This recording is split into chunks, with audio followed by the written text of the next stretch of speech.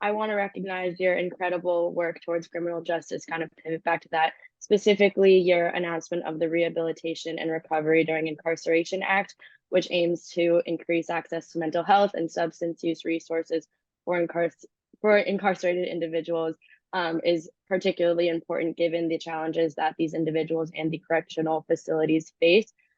Could you elaborate a bit on how this legislation addresses the specific barriers that are uh, the specific barriers um, caused by the Medicaid inmate exclusion provision, and what outcomes you hope to achieve by offering coverage of mental health and substance use services to these individuals, and then how we as a generation as well can help support this legislation and give it the potential to improve these individuals' lives. Sorry, that's a Okay, hefty no, I'm one. going to I'm going to answer this as quickly as possible, as long as I can get Aiden a promise that we can get like a selfie or a picture here, so I can remember this. So as long as you leave time for that, we're the land of the free, but we incarcerate more individuals than any other country on the planet Earth. We're in fact we're only 5% of the or 4% of the globe's population, but we have 25% of the prison population. 1 out of every 3 incarcerated women on the planet Earth are in the United States of America. And then when they're in prison, we often do things to them that make them, and by the way, we overwhelmingly incarcerate the low income, the drug addicted, the mentally ill, Black and brown people. And then we put them in environments, and children, by the way, and we put them in environments that that compound their crises, activate their trauma, make their struggles with mental health even worse. And so the question is what should we be doing? First of all, we shouldn't be locking so many people up.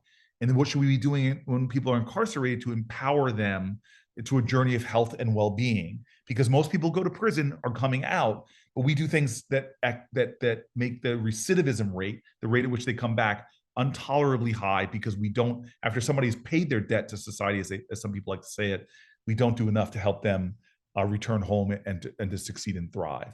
And so the Medicaid issue that you're talking about is about a continuum of healthcare that stays in place during the time they're incarcerated, so that their medications and their treatments while they're in prison stay constant and until when they're out of prison, incarcerated as well. But the thing I beg you for that great question is most Americans don't understand what's going on, Hannah, in criminal institutions. Now, there's a lot of innovations going on that are phenomenal, but I'll give you one example. When I went into when I became senator, I went to a women's federal prison, and I was supposed to get a tour of the whole thing. But as soon as I got into sort of their general population area, I ended up just sitting talking to the women who were telling me these horrific stories.